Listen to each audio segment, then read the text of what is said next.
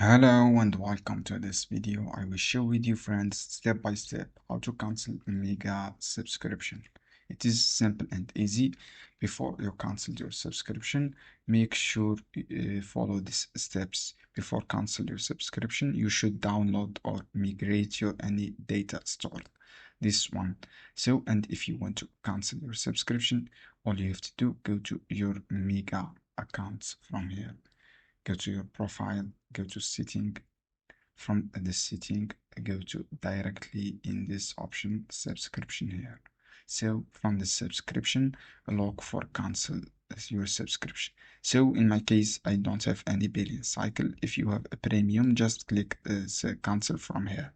So cancel from here, from this option here.